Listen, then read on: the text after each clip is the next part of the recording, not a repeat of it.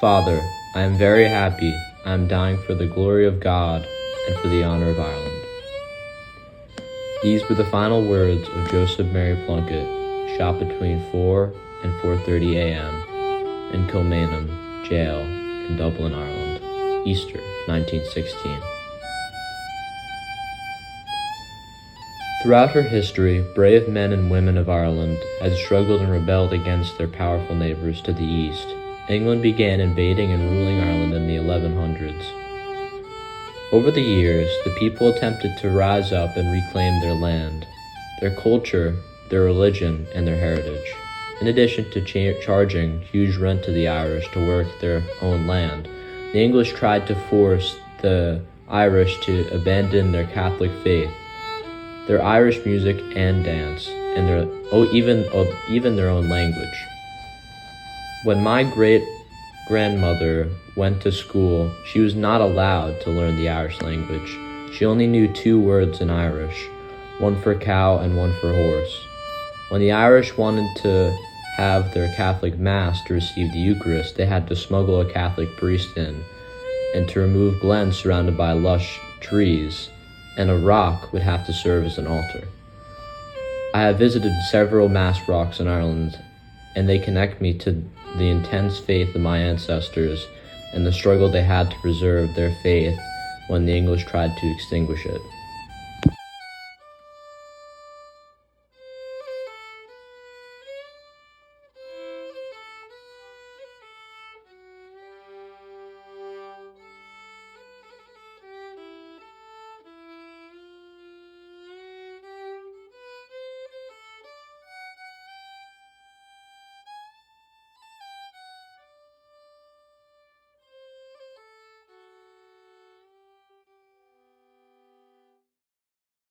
The English were cruel to the Irish. During the Irish potato famine of 1845 to 1852, the English allowed the Irish to starve and forced grains and corn to be exported for English profit when some of it should have been kept to feed the starving farmers. It was not hard to imagine then why the Irish once again rebelled against the English in 1867 in the Fenian Rising. The revolt was poorly planned and the leaders were arrested. However, the rebellion inspired the heroes of 1916 and the future War of Independence in Ireland.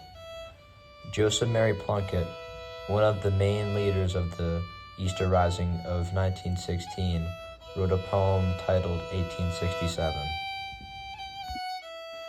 1867. All our best ye have branded, when the people were choosing them. When 'twas death they demanded, ye laughed, ye were losing them. But the blood that ye split in the night crieth loudly to God, and their name hath the strength and the might of a sword for the sod. In the days of our doom and our dread, ye were cruel and callous. Grim death with our fighters ye fed through the jaws of the gallows. But a blasting and blight was the fee for which ye had bartered them, and we smite with them the sword that from ye we had gained when ye martyred them.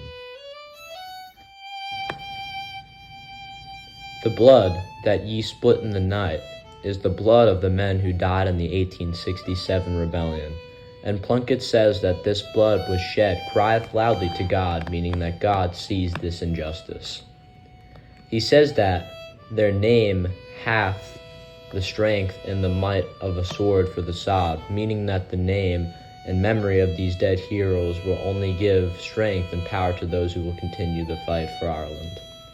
In the second stanza, Plunkett describes how the English were cruel and callous when the Irish were in their famine days of doom and dread that occurred between the Fenian Rebellion of 1867. Plunkett then uses figurative language of feeding and grim death with the Irish fighters by placing them into the jaws of a gallows, or, in other words, a hanging pit. Finally, he reminds the English that the will of the Irish people will only gain strength from the sacrifice of the heroes, that, quote, we smite with the sword that from ye we had gained when ye martyred them, end quote. It is clear from this poem that the 1867 failed Ruthenian Rising had a strong impact on the next generation of rebels, one of the main ones being the poet Plunkett himself. One of the driving forces of the Easter 1916 uprising in Ireland was the strong Catholic faith of the Irish people. The English for years had tried to extinguish the Catholic religion. However, the flame of the faith only grew stronger, and it is clear that in Plunkett's poem, "I See His Blood Upon the Rose," how fervent his faith was and his desire to ensure that the island of Ireland kept its faith and remove the occupying force that wanted to eliminate this faith from his fathers. I see his blood upon the rose. I see his blood upon the rose, and in the stars the glory of his eyes. His body gleams amid eternal snows, his tears fall from the skies. I see his face in every flower, the thunder and the singing of the birds are but his voice, and carven by his power, rocks are his written words. All pathways by his feet are worn, his strong heart stirs, the ever-beating sea, his crown of thorns is twined with every thorn, his cross is every tree. The poem is a tribute to Jesus' infinite and unconditional love for us, to the point that he shed his blood for us. Plunkett reminds us that we can find symbolism of this loving, powerful, and ever-present God in nature. Quote, "God's strong heart stirs the ever-beating sea," end quote. Plunkett uses many words that allude to the divine concepts like glory, eternity, ever-beating, and gleams. This creates an image of brightness and alludes to Jesus' name without saying his actual name. The line, quote, "The thunder and the singing of the birds are but his voice," end quote, shows how God can be both loud and soft, powerful but gently caring at the same time. Rocks are his written words. Just as rocks are solid and make great foundation, God's word is a great foundation for the world and his great church. The rock tablets of the Ten Commandments is actually contained in this sentence, just like how the written words of God were the tablets of the Ten Commandments.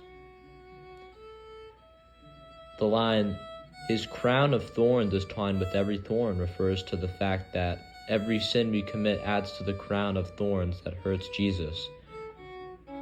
The quote, "His cross is every tree," symbolizes the fact that the wood of Jesus' cross is found in all of our own crosses of life.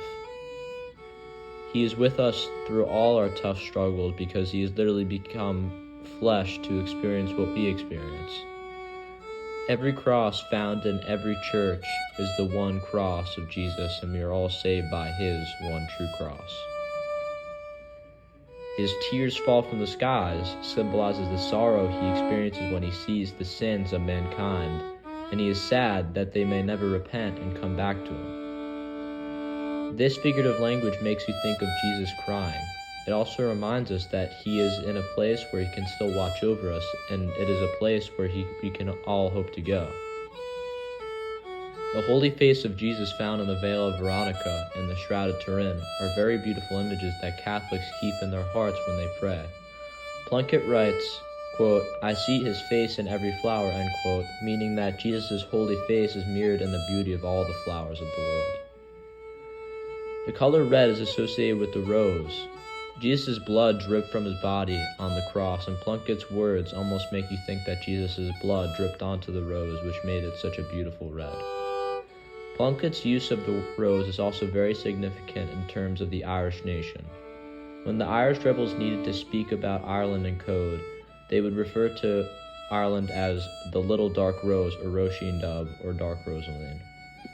Plunkett describes Jesus as the blood that covers the rose of Ireland through the Catholic faith of her people. He and his fellow patriots of 1916 feel inspired to fight and shed their blood for God and country. In the poem, "This Heritage to the Race of Kings," Plunkett clearly describes how the heroic sacrifice of the rebellions of the past inspire the present generation to fight for freedom from England and to preserve their Irish heritage.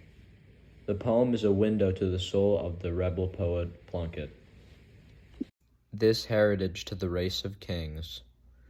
This heritage to the race of kings, their children and their children's seed, have wrought their prophecies indeed of terrible and splendid things. The hands that fought, the hearts that broke, and old immortal tragedies, these have not failed beneath the skies. Their children's heads refuse the yoke, and still their hands shall guard for the sod that holds their father's funeral urn. Still shall their hearts volcanic burn with anger of the sons of God. No alien sword shall earn as wage the entail of their blood and tears. No shameful price for peaceful years shall ever part this heritage. Although they were oppressed and put down by the English, the Irish knew they were good stock of a race of kings and chieftains, but more importantly, they were sons of God.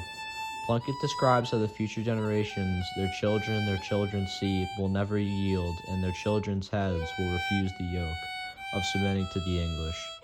His figurative image of their hand shall guard the soul that holds their father's funeral urn reminds the reader that the Irish land holds the dead bodies of their ancestors, whose hands that fought and hearts that broke. They will never forget what the English have done to the Irish.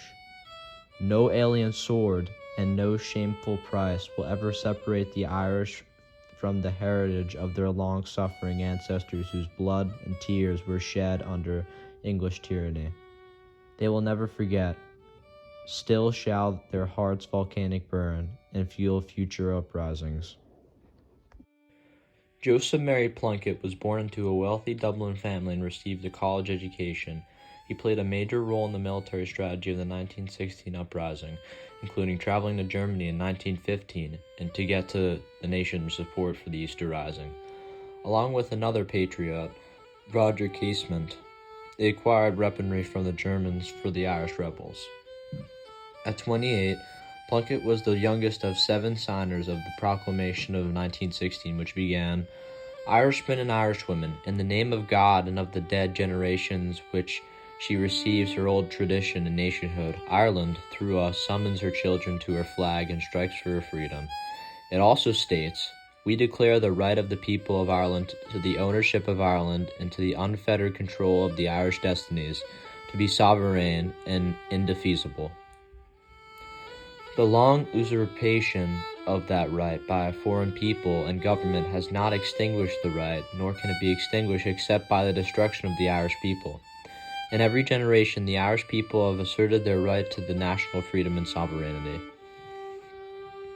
Plunkett suffered from tuberculosis from a young age. By the time of the uprising, he was very sick. This did not stop him from participating and encouraging future patriots with another poem called Spark. His poem, The Dark Way, seemed to be Plunkett's faith and acceptance of whatever tough path may be ahead of him. With much greater numbers and heavier weapons, the British Army suppressed the rising. The men of Easter week were to be executed by firing squad. Their bravery and sacrifice became the spark for the War of Irish Independence that came soon after, the war that eventually led to a free Republic of Ireland. The night before Plunkett's execution, a priest visited Kilmainham jail to marry Plunkett and his fiancée Grace Gifford. The ceremony was brief and was only allowed for the exchange of rings and only a brief embrace. His love for Grace was clear in his poem, To Grace, on the morning of her christening. When they got engaged, they planned to get married around Easter. Little did they know this was the type of wedding they would have. At dawn the next morning, Joseph Mary Plunkett received his final sacraments.